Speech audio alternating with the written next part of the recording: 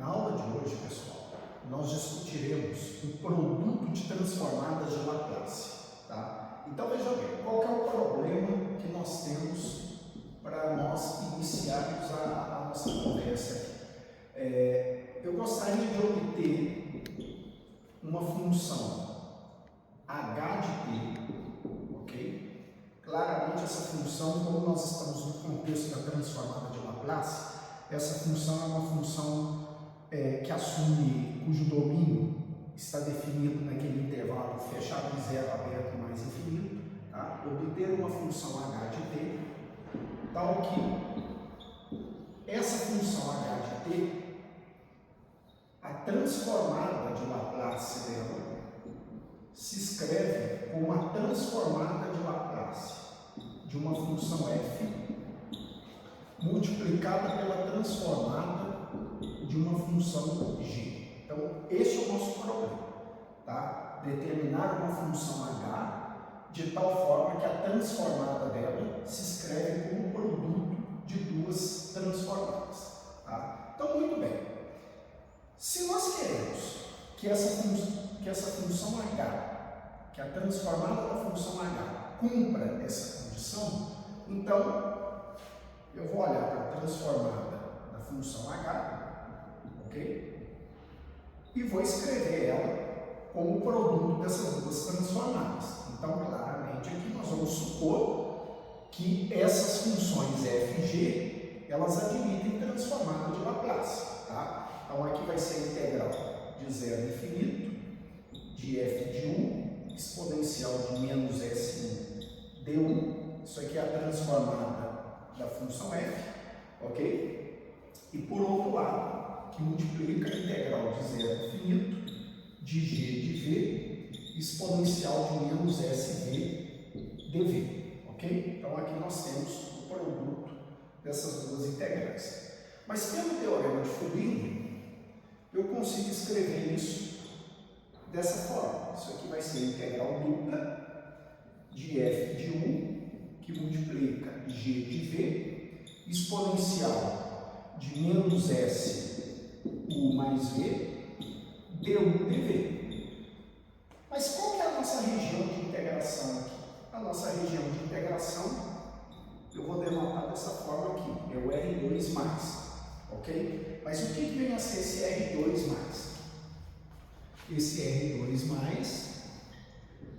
ele é o contrário aqui, esse R2+, ele é o conjunto de todos os elementos do espaço R2, ok? De tal forma que U é positivo e V é positivo, tá? Muito bem. Então, olhando para essa integral dupla, nós vamos propor uma mudança de variáveis aqui, tá? Qual que é a proposta de mudança de variáveis aqui que nós vamos considerar? Eu vou chamar U mais V de T, ok? Então, fazendo T igual a 1 mais V e Y igual a 1, ok? Essa é a proposta de mudança de variáveis que eu estou fazendo para essa integral dupla. Então, observe o seguinte, dessa forma, fazendo essa mudança, nós vamos ter quem que é a transformada da função h. Nós vimos que a transformada da função h, ela vai poder ser escrita da seguinte forma.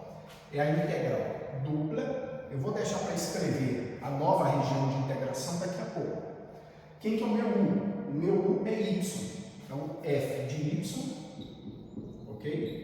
Que multiplica g de v. Quem que é o nosso v? O nosso v é t menos 1. Mas como o u é igual a y, tá? Então, eu vou ter g de t menos y, ok? Quando eu proponho uma mudança de variáveis na integral dupla, eu tenho que levar em conta o jacobiano da transformação, tá? Aqui eu não posso simplesmente colocar dt, dy. Eu tenho que multiplicar isso aqui pelo jacobiano. Só que para essa mudança de variáveis que eu estou propondo, o jacobiano da transformação é mim. Isso é de fácil verificação, ok? Agora resta, faltou aqui eu multiplicar pela exponencial de menos st dt dy, ok? Aqui. Muito bem. Agora a pergunta natural que surge é, qual que é a nova região de integração? Tá? Observe o seguinte, quando nós propomos essa mudança de variáveis, nós sabemos que essa integral aqui, nessa região, corresponde a isso aqui. Veja bem.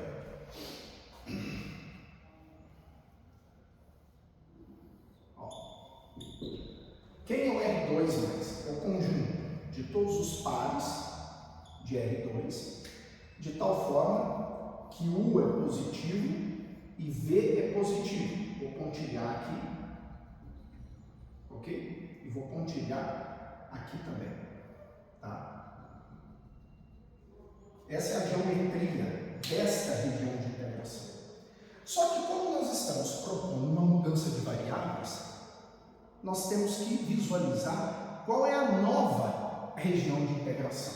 Então, observe o seguinte, como nós sabemos que U é positivo, então daqui claramente o Y é positivo, tá? Então veja bem, U é positivo, bom, U é maior que zero, daqui segue que Y é maior que zero, tudo bem? Por outro lado, isole V aqui, olha só, então, primeira observação aqui, como U é positivo, daqui segue que Y é positivo, ok? Além disso, se eu isolo V aqui, eu consigo escrever que V é T menos Y, e V também é positivo, ou seja, isso daqui é maior do que zero, e daqui eu tenho que Y é menor do que T. Ou seja, geometricamente, o que nós temos aqui? Nós temos o seguinte, qual que vai ser a nossa nova região de integração aqui? Ó, a nossa nova região de integração é essa daqui. Ok? Aqui, Y igual a T. Ok? Note que nesse plano aqui nós temos TY, o plano TY, tá? E essa região, eu vou denotar ela por, digamos, ômega. Então, essa integral é feita sobre ômega. Tudo bem? Tá. Só que, observe o seguinte, uma vez que nós propomos essa mudança de variáveis nessa integral, eu transformei essa integral dupla nessa integral única, tá? E agora, usando o teorema de Fubini, eu gostaria de escrever essa integral dupla como um produto de duas, como integrais iteradas. Ou seja, isso daqui nos permite fazer o seguinte, ó, observe o seguinte, ó, a transformada de Laplace da função h, ela pode ser escrita assim.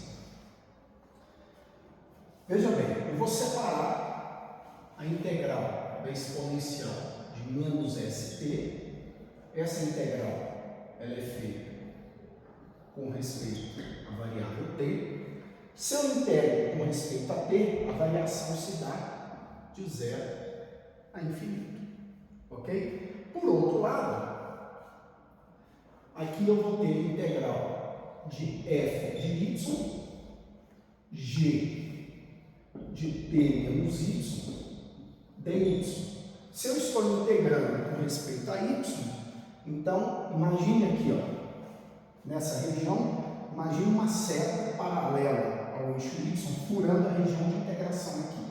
Então essa seta que eu estou imaginando, paralela ao eixo y, ela entra em y igual a 0 e sai em y igual a t. Então a variação aqui é de 0 até t. Ok? Muito bem. E agora eu quero chamar a atenção de vocês com relação a essa função que apareceu aqui. Note que essa daqui é uma função de t. Essa é a nossa função h. Isso aqui é a nossa função h. Certo? Então, a nossa função h, ela é a integral de 0 até t da f de y que multiplica g de t menos y dy. Agora, observe o seguinte, como nós estamos no contexto da transformada de Laplace, todas as nossas funções, elas estão definidas neste domínio, ok? Mas não há problema nenhum eu estender essa função para valores negativos. Basta considerar que para valores negativos essa função se anula, tá? Então, com isso, nós vamos definir essa função h de t, da seguinte forma. Essa função h de t é a integral de menos infinito a mais infinito de f de y, g de t menos y, dy.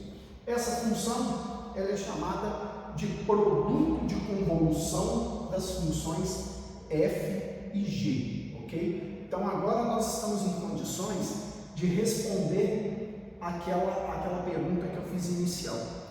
Como obter uma função h de tal forma que a transformada de Laplace da h se escreva como produto das transformadas da função f e da transformada da função g? Então, essa função h tem que ser esta daqui, ok?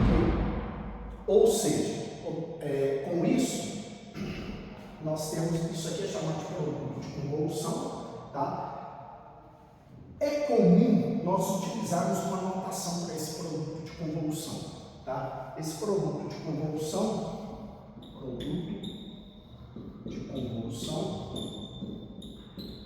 nós vamos denotá-lo da seguinte forma. F, como que se lê isso? Produto de convolução da f com g no ponto t, ok? Que nada mais é do que a função h. Isso aqui é a integral de menos infinito a mais infinito de f de y que multiplica g de t menos y dy, ok? Não é difícil verificar que esse produto de convolução ele é comutativo, ele é associativo, ele é distributivo, tá? Tem algumas propriedades interessantes que nós podemos verificar de acordo com o produto de convolução, tá? Então, a conclusão que nós temos dessa discussão é o seguinte: nós queríamos inicialmente encontrar uma função h de tal forma que a transformada de Laplace dela fosse escrita como produto de duas transformadas, ou seja, a nossa função h tem que ser essa daqui, e essa função nós chamamos de produto de convolução. Então, com isso, a transformada de Laplace do produto de convolução de f com g se escreve como a transformada da f multiplicada pela transformada da g. Em outras palavras, eu posso olhar da seguinte forma, ou seja, a transformada inversa de f de s que multiplica g de s, lembrando que f de s é a transformada de Laplace da função f e g de s é a transformada de Laplace da função g. A transformada inversa desse produto é exatamente o produto de convolução da f com a g. Tudo bem? Agora, dadas as duas funções, uma outra maneira de você pensar sobre esse problema, dadas as duas funções f e g, a partir do momento que eu calculo o produto de convolução dessas funções, eu encontro uma terceira função. Essa terceira função é a nossa função h. Tudo bem? Esse produto de convolução ele tem diversas aplicações, tá? Na próxima aula eu vou mostrar para vocês uma aplicação envolvendo análise de sistemas, tá? E esses sistemas, claramente, eles são descritos por meio de equações diferenciais, tudo bem? Então, por hoje é só.